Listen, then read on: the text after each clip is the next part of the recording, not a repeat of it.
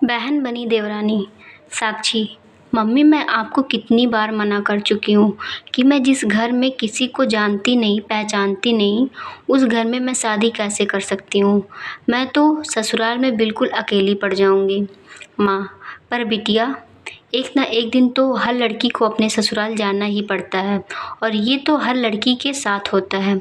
ससुराल में जाके एक दूसरे को पहचानना, सबके दिलों में जगह बनाना, सबसे प्यार बांटना, यही तो रीत है। निधि, साक्षी की बड़ी बहन। मम्मी, अगर इसे ऐसी जगह शादी नहीं करनी जहाँ इसे कोई नहीं जानता ना हो तो ऐसी जगह तो कर सकती है ना जहाँ ये किसी को जानती हो, कोई इसका साथी हो। साक्षी, अरे निधि दीदी, अच्छा हुआ आप आ गए। मम्मी को देखो ना, कब से शादी कर ले बोल रही है। जब मैंने बोल दिया कि मुझे अभी शादी नहीं करनी तो क्यों बार बार मम्मी जिद कर रही है। निधि, ठीक ही तो कह रही है मम्मी, एक ना एक दिन तो शादी करनी है तो क्यों ना समय रहते खुशी का काम ठीक ठाक हो जाए। वैसे अगर तुम कहो तो मैं तुम्हें एक सलाह दे सकती हूँ। मेरा इकलौता देवर आशीष अभी नई नई नौकरी पर लगा है और माँ बाबूजी इसके लिए लड़की देख रहे हैं, पर आशीष को अभी कोई लड़की पसंद नहीं आ रही है।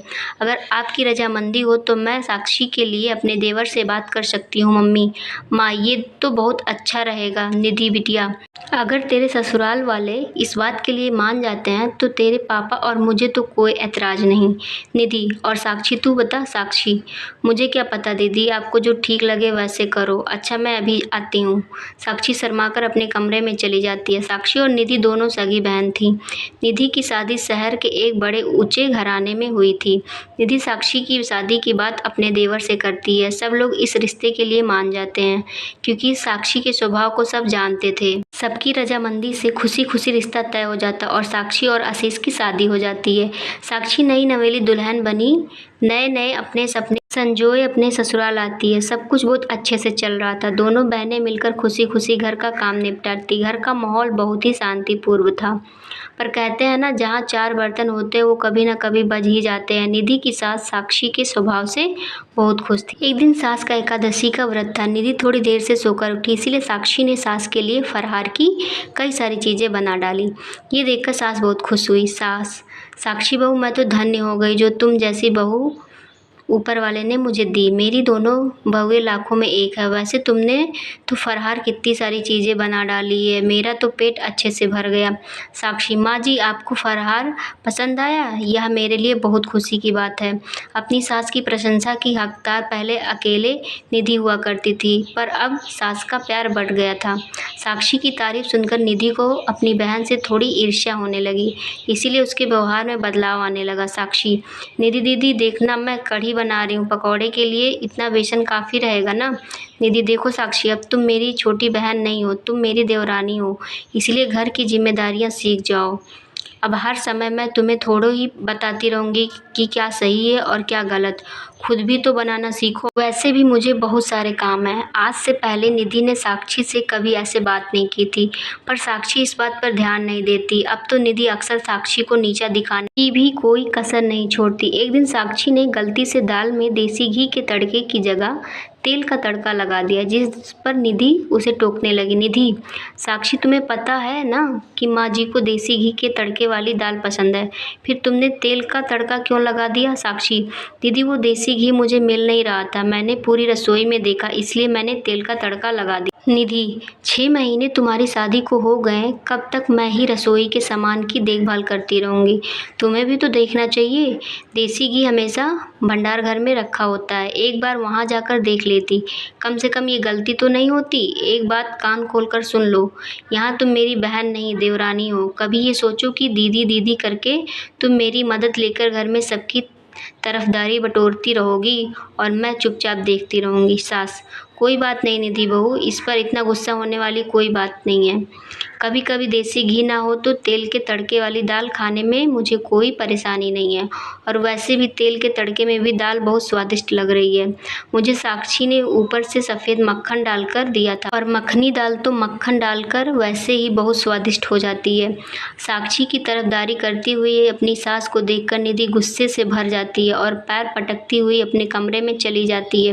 निधि ने साक्षी से बात करना भी बंद कर दिया था। इस वजह से साक्षी का मन बहुत परेशान रहता था। निधि की आंखों पर तो जलन की पट्टी बंधी हुई थी। एक दिन सास, क्या हुआ निधि, तबीयत तो ठीक है? आज सुबह से ही सो रही हो। अरे तुम्हें तो बहुत तेज बुखार है। निधि, माँ जी मेरा सिर दर्द से फट रहा है, बड़ी घबराहट भी हो रही है। सास, साक्षी बहू जल्दी आओ, देखो निधि बहू बुखार से तप रही है और इसने किसी को कुछ नहीं बताया। अंश भी शहर से बाहर गया हुआ है। साक्षी, निधि दीदी आपने मुझे बताया क्यों नहीं? घबराओ नहीं, मैं अभी आशीष को फ़ोन करती हूँ, वो ऑफिस नहीं पहुँचे होंगे, रास्ते में ही होंगे। साक्षी, हेलो आशीष, आप तुरंत घर आ जाओ, दीदी की तबीयत ठीक नहीं है, वो बुखार से तप रही हैं, मुझे तो बहुत घबराहट हो रही है। आशीष, साक्षी का पति, घबराओ नहीं साक्षी, मैं अभी आता हूँ, चिंता मत करो। साक्षी, दीदी दीदी करके रोना शुरू कर देती है। इतनी देर में आशीष घर आ जाता है। वो लोग निधि को लेकर अस्पताल पहुंचते हैं। निधि का बुखार सिर पर चढ़ गया था। साक्षी अपने मम्मी पापा को भी फ़ोन कर देती है। वो लोग भी अस्पताल पहुंचते हैं। साक्षी रो रो कर डॉक्टर से अपनी दीदी को ठीक करने की बात कह रही थी। साक्षी रोते हुए, डॉक्टर साहब मेरी दीदी ठीक हो जाएगी ना? प्लीज़ आप इनका अच्छे से इलाज कीजिए, मेरी दीदी को ठीक कर दीजिए डॉक्टर। एक हफ्ते बाद निधि की तबीयत में सुधार आता है और उसे हॉस्पिटल से छुट्टी मिल जाती है। साक्षी ने निधि की अस्पताल में भी बहुत सेवा की और घर आने के बाद भी उसका बहुत ध्यान रखा। साक्षी अकेले ही घर का सारा काम निपटाती और साथ ही साथ निधि का भी बहुत देखभाल करती थी। साक्षी की देखभाल से निधि बहुत जल्दी ठीक हो गई।